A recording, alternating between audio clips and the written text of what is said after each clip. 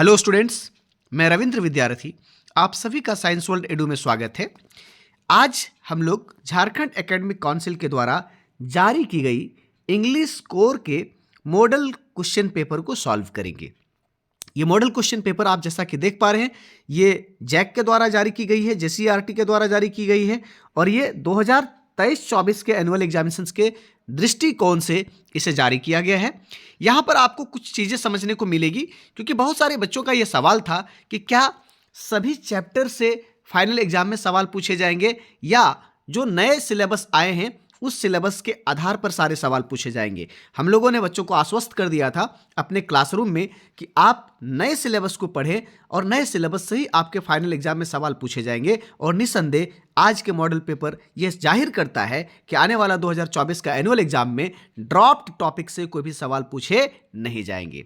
तो चलिए जल्दी से हम लोग देखते हैं कि वो कौन कौन से सवाल हैं जिसका हम सभी को था इंतजार, और इससे एक आइडिया हमें मिल जाती है कि किस तरह के सवाल हमारे फाइनल एग्जाम में पूछे जा सकते हैं। तो मित्रों, आपकी जो परीक्षा होंगे वो 3 घंटे के होंगे और इंग्लिश की जो टोटल मार्क्स होगा वो कितना होगा, 80 मार्क्स का होगा, जैसा आप देख पा रहे होंगे। तो तुरंत हम लोग सवाल की तरफ में बढ़ते हैं और सवाल को सॉल्व करने की कोशिश करते हैं कि देखिए वो कौन कौन सा सवाल है। आप देख पा रहे होंगे स्क्रीन पे कि यहां पर आपको सबसे पहले मल्टीपल चॉइस क्वेश्चंस मिलेंगे और मल्टीपल चॉइस क्वेश्चंस को अगर हम लोग सॉल्व करने की कोशिश करें तो देखिए वो कौन कौन से सवाल हैं। मैं आपको आश्वस्त कर देना चाहता हूं कि ऑफलाइन क्लासेस में जितने भी टॉपिक्स पढ़ाए गए हैं, जितने भी सवाल जवाब कराए गए हैं, उन सवालों से बाहर एक भी सवाल आपके मॉडल पेपर में शामिल नहीं किया गया है। तो अगर आप हमारे चैनल पर नए हैं तो निस्संदेह आप हमारे चैनल को सब्सक्राइब करें। यहां पर हम लगातार अप टू डेट या फिर यूं कह सकते हैं अपडेट आपको देता रहूंगा और इंग्लिश से रिलेटेड सारे सवालों का जवाब आपको समय पर मिलता रहेगा। आपको इंग्लिश पेपर की तैयारी के लिए अलग से मेहनत करने की आवश्यकता नहीं होगी। इतना ही नहीं, इस चैनल पर आपको physics, chemistry, mathematics, biology and computer science के भी क्लासेस समय समय पर मिलते रहेंगे। तो चलिए हम लोग चलते हैं सीधा सवाल की तरफ में। और पहला सवाल आपके सामने है और कहता है where is the salutation placed in a notice. सीधा कहता है कि एक जो सैल्यूटेशन है वो सैल्यूटेशन नोटिस में कहां प्लेस्ड किया जाता है। तो इसका राइट आंसर होगा there is no need to write salutation. Option D जो है करेक्ट आंसर है। दूसरा कहता है notices in schools and colleges contain certain announcement for. Notices जो होते हैं स्कूल एंड कॉलेज के लिए, वहां पर जो अनाउंसमेंट किए जाते हैं वो अनाउंसमेंट किसके लिए होता है, स्टूडेंट्स के लिए। ऑप्शन सी जो है करेक्ट आंसर है। Letters to the editor are written for. Letter to editor जो लिखे जाते हैं वो किसके लिए लिखे जाते हैं, न्यूज़पेपर के लिए। ऑप्शन ए जो है करेक्ट आंसर है। अगला सवाल क्वेश्चन नंबर 4 आपके बीच में, और क्वेश्चन नंबर 4 देखिए कहता है what is the setting of the last lesson. कह रहा है कि लास्ट लेसन की जो स्टोरी है वो कहां से सेट किया गया, कहां पर बेस्ड है। तो Franco Persian war. Option A जो है करेक्ट आंसर है। Which country did French belong to. कह रहा है कि कौन से कंट्री से फ्रेंच बिलोंग करता था। तो फ्रेंच जिस कंट्री से बिलोंग करता था उस कंट्री का नाम है फ्रांस। ऑप्शन सी जो है करेक्ट आंसर है। क्वेश्चन नंबर 6 कहता है इज योर स्कूल रेडी। यह एक स्टेटमेंट है, कहता है कि क्या आपका स्कूल तैयार है। Who asked this question. इस प्रश्न को किन्होंने पूछा है। इस प्रश्न को पूछने वाला व्यक्ति जो है वह साहेब है। ऑप्शन डी जो है करेक्ट आंसर है। अगला सवाल आपके बीच में question number 7 the rag pickers have no identity but they have. कह रहा है कि रैग पिकर्स जो थे उनके पास कोई आइडेंटिटी नहीं थी बट उनके पास राशन कार्ड है। ऑप्शन सी जो है करेक्ट आंसर है। Question number 8 deep water is an excerpt taken from. कह रहा है कि ये डीप वाटर की जो कहानी है वो किससे ली गई है। तो ये जो स्टोरी है वो लिया गया है मैन एंड माउंटेन से। ऑप्शन बी जो है राइट आंसर है। Question number 9 why did Douglas hire an instructor. कहता है डगलस ने एक इंस्ट्रक्टर को क्यों हायर किया। तो वह पानी के डर पर काबू पाना चाहता था, इसीलिए उन्होंने इंस्ट्रक्टर को रखने का फैसला लिया था। ऑप्शन डी जो है राइट आंसर है। अगला सवाल आपके पास question number 10 what did the old man offer to rattrap peddler. कह रहा है कि जो ओल्ड मैन थे वह रेट्रैप पेडलर को क्या ऑफर करता है। तो रेट्रैप पेडलर को ऑफर करता है पॉरेज एंड टोबैको। इस तरीके से ऑप्शन डी जो है वो क्या होगा, करेक्ट आंसर होगा। अगला सवाल देखो, अगला सवाल है आपके बीच में question number 11 what amount of money was stolen from crofter's pouch. कह रहा है कि क्रॉफ्टर के पॉच से कितने रुपये चुरा लिए गए थे। तो वो कितने रुपये चुराए गए थे आप सभी को पता है 30 क्रॉनर। कितना चुराया गया था बाबू, 30 क्रॉनर्स। ऑप्शन बी जो है करेक्ट आंसर है। अगला सवाल देखो question number 12 where was the annual convention of the Indian National Congress party held. कहां पर इंडियन नेशनल कांग्रेस पार्टी के एनुअल कन्वेंशन आयोजित की गई थी? तो ये की गई थी लखनऊ में। ऑप्शन ए जो है करेक्ट आंसर है। Pancakes was the brand name of, pancakes क्या है? ब्रांड नेम है किसका? मेकअप मटेरियल का। ऑप्शन सी जो है करेक्ट आंसर है। अगला सवाल, who was the boss of Gemini studios, Gemini studio के मालिक का नाम क्या था या कौन थे? तो मालिक था मिस्टर वासन। ऑप्शन डी जो है करेक्ट आंसर है। क्वेश्चन नंबर 15, डैनी कैसी was a player in the football team of, ठीक है, कहां से? आयरलैंड से। ऑप्शन ए जो है करेक्ट आंसर है। Question number 16, Sophie was a young girl who dream to be, Sophie एक अंग लड़की है जो सपने देखती है मैनेजर बनने की, एक्ट्रेस बनने की, फैशन डिजाइनर बनने की। इस तरीके से ऑप्शन डी जो है करेक्ट आंसर है क्वेश्चन नंबर 16 का। अगला सवाल देखो, यहां पर आप देखेंगे एक एक्सट्रैक्ट दिया हुआ है, पोयम का एक पार्ट दिया हुआ है, जिसे पढ़ करके आपको क्या करना है? आंसर देने हैं। तो ये जो पोयम है वो माई मदर एट 66 से लिए गए हैं। हम लोग सीधा सवाल की तरफ में बढ़ते हैं और सवाल को देखने की कोशिश करते हैं।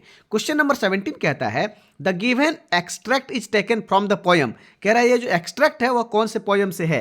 तो माई मदर एट 66 है। ऑप्शन बी जो है करेक्ट आंसर है। Where was the poet driving to, poet कहां जा रही है? तो कोचिन एयरपोर्ट। ऑप्शन बी जो है करेक्ट आंसर है, ऑप्शन बी। अगला सवाल question number 19, who was sitting beside the poet, poet के बगल में कौन बैठी हुई है? तो पोएट के बगल में बैठी हुई कोई और नहीं, उसकी मां है। ऑप्शन बी जो है करेक्ट आंसर है। अगला सवाल चलते हैं question number 20, what type of wars does the poet talk about in the poem keeping quiet, keeping quiet में किस तरह के वार के बारे में चर्चा की गई है? तो वहां पर सभी तरह के वार के बारे में चर्चा है। ग्रीन वार भी है, wars with gas, wars with fire भी है। इस तरीके से इसका राइट आंसर होगा ऑप्शन डी। अगला सवाल है क्वेश्चन नंबर 21 और क्वेश्चन नंबर 21 कहता है whom did the enchanted youth Endymion resolve to seek, इसका राइट आंसर होगा बाबू Cynthia the moon goddess. Option A जो है वो करेक्ट आंसर है क्वेश्चन नंबर 21 का। अगला सवाल आपके बीच में क्वेश्चन नंबर 22 और क्वेश्चन नंबर 22 कहता है what are things of beauty mentioned in the poem, किस तरह के ब्यूटी का जिक्र पोएम में किया गया है? तो यहां पर क्वेश्चन नंबर 22 का अगर हम लोग बातचीत करें तो सन एंड माउंटेन का भी जिक्र है, यंग ट्रीज एंड स्ट्रीम्स इसके भी जिक्र है, फ्लावर्स का भी जिक्र है। इस तरीके से 22 का जो राइट आंसर होगा that will be option D, ठीक है। अगला सवाल question number 23, who was Sam in the third level, Sam third level में कौन है? तो सैम क्या है? चार्ली का फ्रेंड है और साइक्लिस्ट भी है। ऑप्शन सी जो है करेक्ट आंसर है। अगला सवाल question number 24, let tigers beware, who said this, यह स्टेटमेंट किसका है कि सारे बाघ सावधान हो जाओ? ये स्टेटमेंट किसके है? ये बात किन्होंने किया था? द प्रिंस जंग बहादुर ने। ऑप्शन सी जो है करेक्ट आंसर है। अगला सवाल question number 25, how many years ago did Gondwana exist, इसका राइट आंसर होगा 650 million years ago. Option A जो है करेक्ट आंसर है। अगला सवाल है question number 26, what is the Akademik Shokalskiy, Akademik Shokalskiy क्या है? तो एकेडमिक सोकालिस्की है या Russian research vessel. Option B जो है करेक्ट आंसर है। The wounded soldier of the army the enemy belonged to, कह रहा है कि वुंडेड सोल्जर जो था इनेमी चैप्टर में वह बिलोंग करता था किससे? यूएस नेवी से। ऑप्शन डी जो है करेक्ट आंसर है।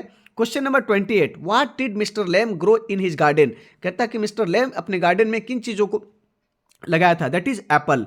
ऑप्शन डी जो है करेक्ट आंसर है क्वेश्चन नंबर 28 का। अगला है क्वेश्चन नंबर 29 और क्वेश्चन नंबर 29 कहता है why did Bama reach in 1 hour instead of 10 minutes, Bama घर पहुंचने में उसे 10 मिनट लगती थी लेकिन 10 मिनट की जगह पर वह वापस आते वक्त 1 घंटा का समय लेती थी। क्यों? ऐसा इसलिए था कि वह हर एक स्टॉप पर रुकती थी। Because she use to watch shows on the road, जो भी रास्ते में दिखलाए जाते थे उसे वो देखना शुरू कर देती थी। Because she use to enjoy all fun on the roads, सड़क में जिस भी तरह के मौज मस्ती होते थे सब में वो पार्टिसिपेट कर लेती थी, ठहर जाती थी। कुल मिलाकर के तीनों ही ऑप्शन सही है और इस तरीके से इसका राइट आंसर होगा ऑप्शन डी।